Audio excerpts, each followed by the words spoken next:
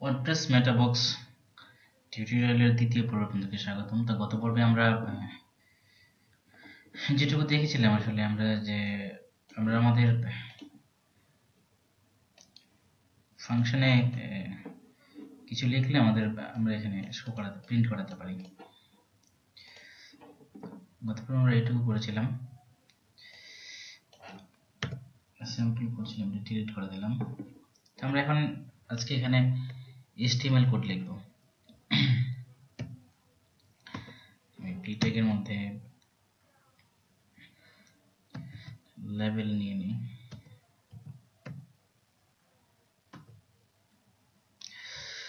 নাম দিলাম নেম, এবং এখানে ফর দিলাম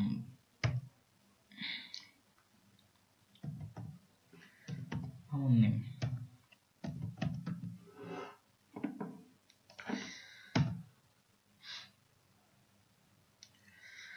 তারপর আমরা আমাদের এখানে একটা ইনপুট ফিল্ড নিয়ে নিই, ইনপুট টাইপ টেক্সট। তারপর আমাদের এখানে নেম লাগবে, কারণ আমরা জানি যে ডাটাবেস থেকে ডাটা আদান প্রদানের ক্ষেত্রে আমাদের নেম ফিল্ড দিয়ে ডাটা আদান প্রদান হয়। তো নেম আমরা দেব মামুন নেম, দেন আমাদের লাগবে ভ্যালু।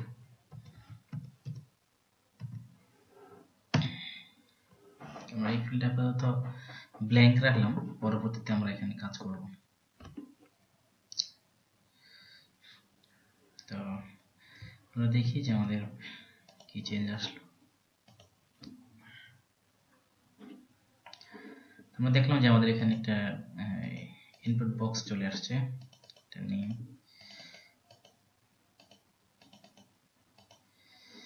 তো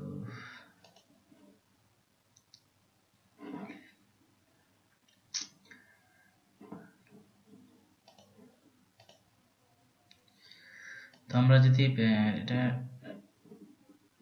আসলে ডিসপ্লে ফুল উইডথ করে দিই আমরা, তাহলে এটা ডিসপ্লে ব্লক করে দিতে গেলে আমাদের ওয়ার্ডপ্রেসের একটা স্পেশাল ক্লাস আছে, সেই ক্লাসটা আমরা ইউজ করতে পারি। ওয়াইডফ্যাট ইউজ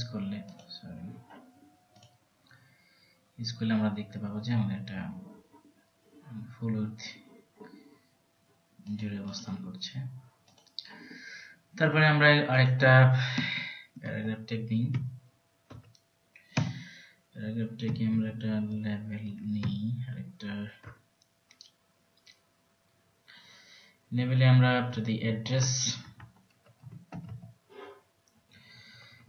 ওয়ার্ল্ডের ক্লাস দিয়ে দিই ফর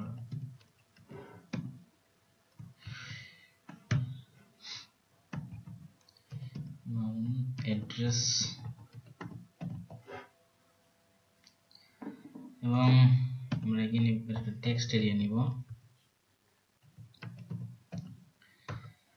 টেক্সট এরিয়া এটা দেব মামুন অ্যাড্রেস,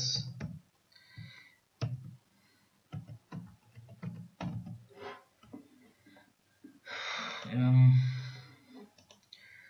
এখানে আমরা দেখি আমাদের তো এটাকে আমরা ওই ক্লাসটা স্পেশাল ক্লাসটা দিয়ে দিই, আমরা স্পেশাল ক্লাসটা দিয়ে দেব।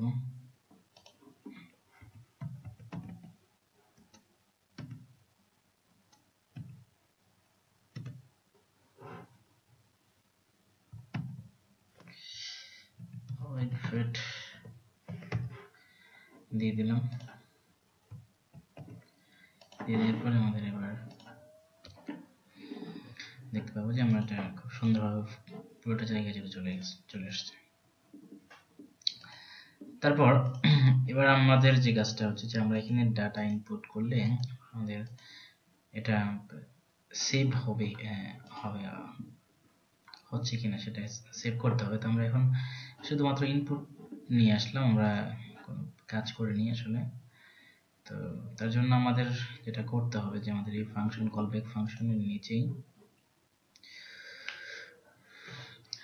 আমাদের wp আন্ডারস্কোর নন্স ফিল্ড নিতে হবে। তো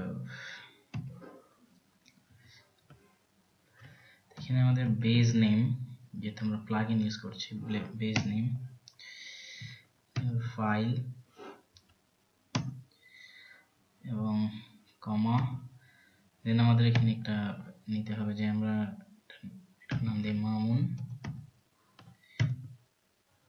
নন্স, এই নাম দিলাম। এটা আমাদের সিকিউর ডাটা পাস করার জন্য দরকার হবে নন্স ফিল্ডটা। তো এখন আমরা ডাটা কিভাবে সেভ করব, সেভ এটা কমেন্ট করে দিই, সেভ মেটা। তো এখানে আমাদের একটা ফাংশন নিতে হবে,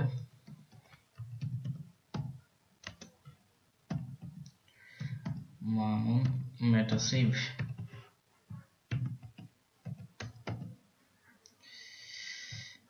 নিলাম,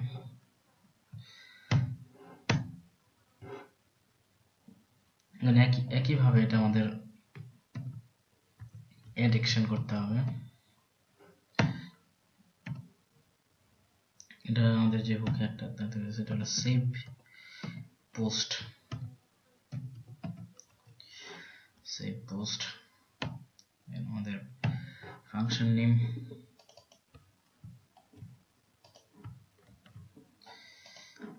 তারপরে আমাদের এখানে প্রথমে আমাদের যেটা হবে, আমাদের সেভ স্ট্যাটাস গুলো দেখতে হবে, চেক সেভ স্ট্যাটাস।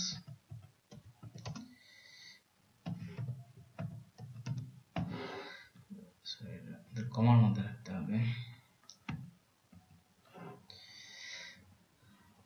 সরি কমেন্টের মধ্যে রাখতে হবে। তো এখন আমাদের যেটা করতে হবে যে wp আন্ডারস্কোর আমরা সেভ করব, চেক করব যে wp underscore is post auto save.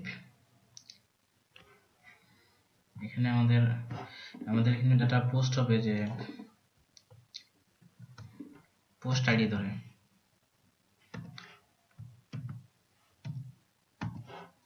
পোস্টের আইডি ধরে ডাটা সেভ হবে। তো এখানে সেম একই মেথডে পোস্ট আইডি ধরে ডাটা সেভ হবে। again wp underscore is post revision, এটা তো ডাটা সেভ হবে পোস্ট আইডি ধরে, এবং এগুলোকে আমরা দুটাকে একটা মানে ভেরিয়েবলে লিখে দিব, is এর নাম দিতে পারি auto save, is auto save. এটাকে আমরা বলতে পারি is revision, revision এই দিলাম।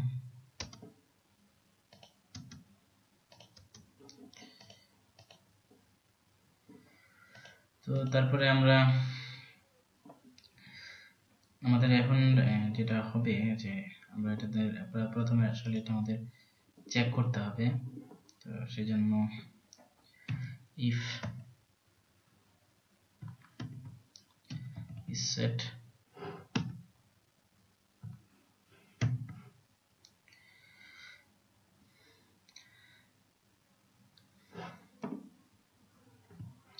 আমরা এটা চেক করি, চেক করব ইজ if সেটা পোস্ট মেথডে ডাটাটা যাবে,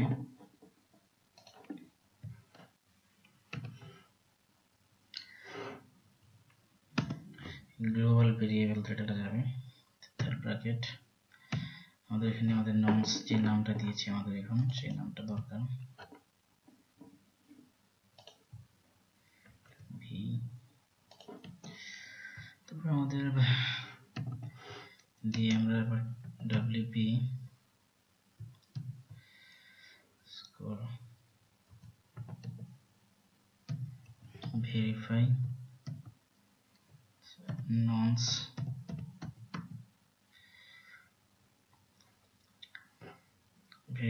nonce দিয়ে আমাদের ডাটাটা চেক করতে হবে। পোস্ট এগেইন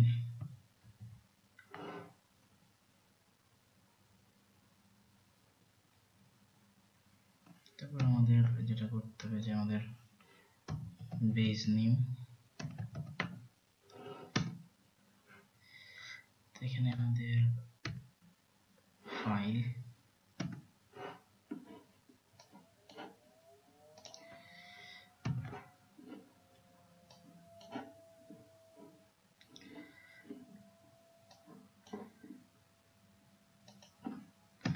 দেন আমরা এবার যদি চেক করি চেক করে রিটার্ন করব।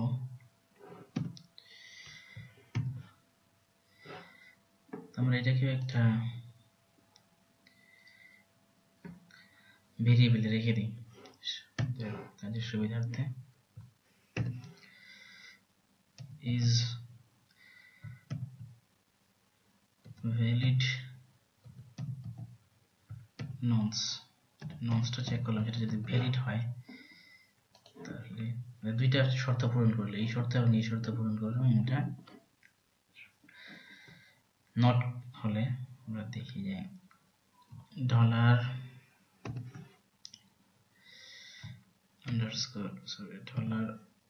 is autosave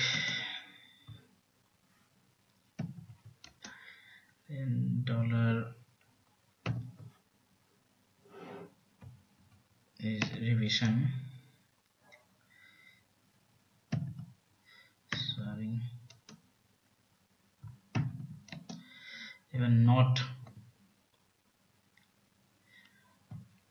dollar is valid nonce হলে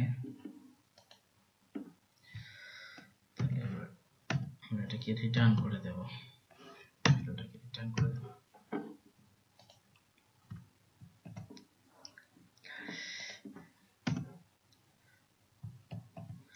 তো তারপরে আমাদের যেটা করতে হবে,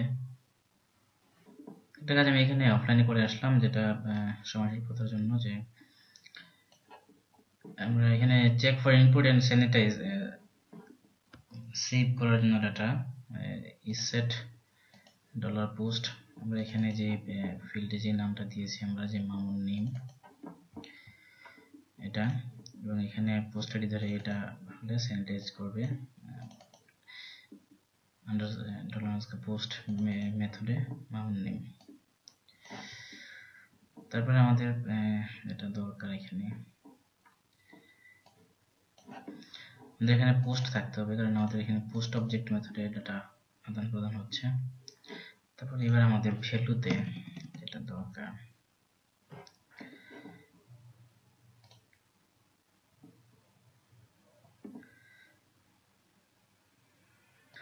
তো আমাদের এখানে একটা কাজ করতে হবে, যেটা হচ্ছে যে আমাদের এখানে গেট পোস্ট মেটা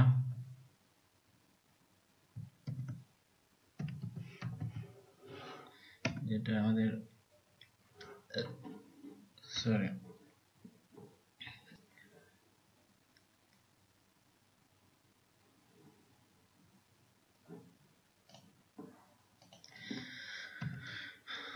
আমাদের এখানে ডলার পোস্ট সাইন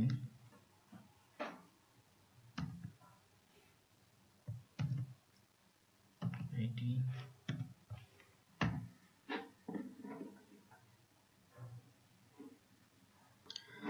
আমরা এটাকেও একটা ভেরিয়েবলে রেখে দিই।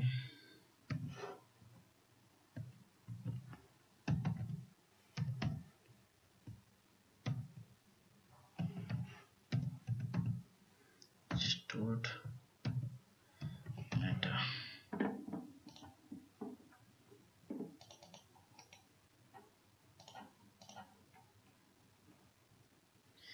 রেখে দিলাম, এবং এখানে আমাদের এখন যেটা করতে হবে পিএসপি ট্যাগের মধ্যে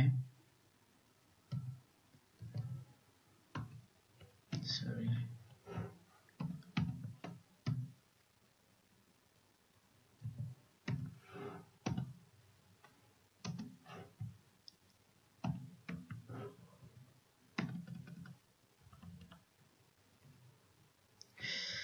আমাদের if is set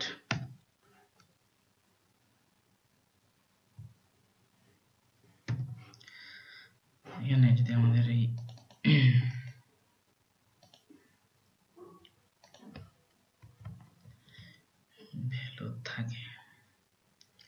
ভ্যালু থাকলে তাহলে আমাদের এখানে আমাদের এই নেমটা হবে এবং এখানে আমরা এটাকে একের সাথে ইকো করে দেব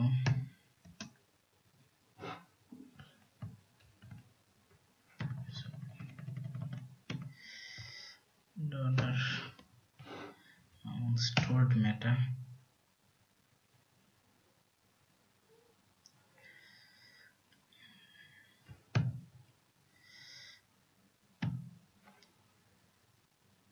stored meta then নেমটা তারপরে আমাদের এখানে 0 দিতে হবে সেমিকোলন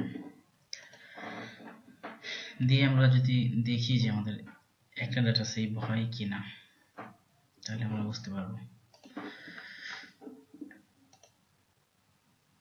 সরি আমাদের এরর আসছে লাইন নাম্বার 85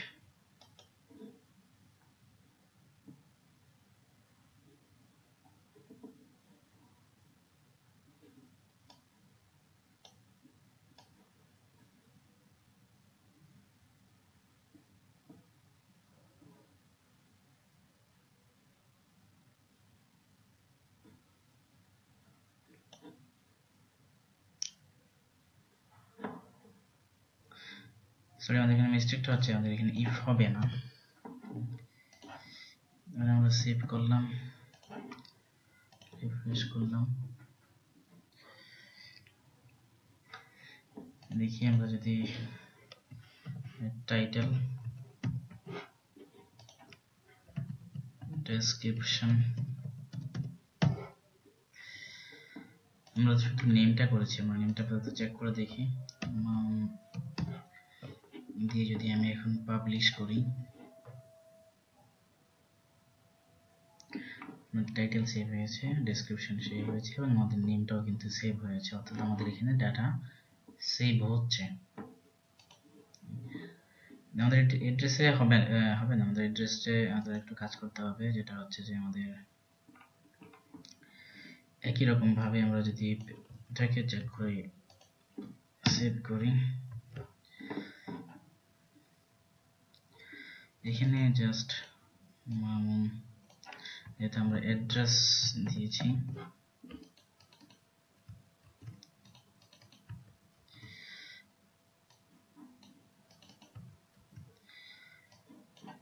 দিয়ে দিলাম এবং এখানে আমাদের টেক্সট এরিয়া ফিল্ডে এখানে হবে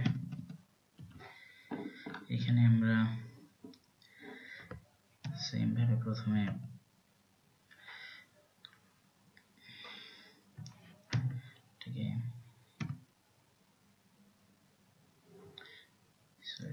PHP ট্যাগের মধ্যে হতে হবে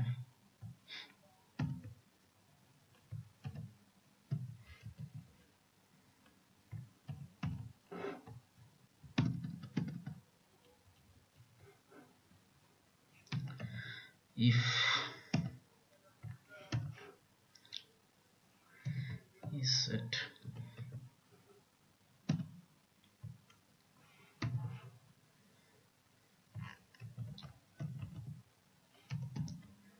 stored meta then bracket name address underscore address then echo করে দেব echo person stored meta then bracket underscore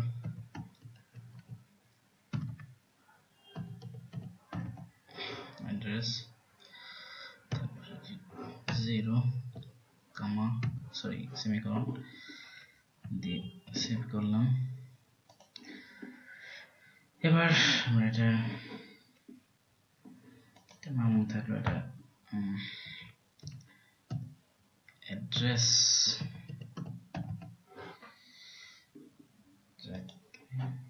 spelling mistake, address দিয়ে আমরা আবার আপডেট দিই। আমরা দেখতে পাচ্ছি যে আমাদের এটা ডাটাটাও কিন্তু সেভ হয়েছে।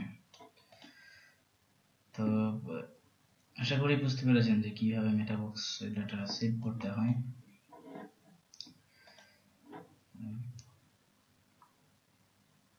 তো আজকে টিউটোরিয়াল এই পর্যন্ত। আগামী পর্বে আমরা দেখব যে কিভাবে ডাটা আমাদের ব্যাক এন্ড থেকে ফ্রন্ট এন্ডে কিভাবে আমরা ডাটা শো করতে পারি।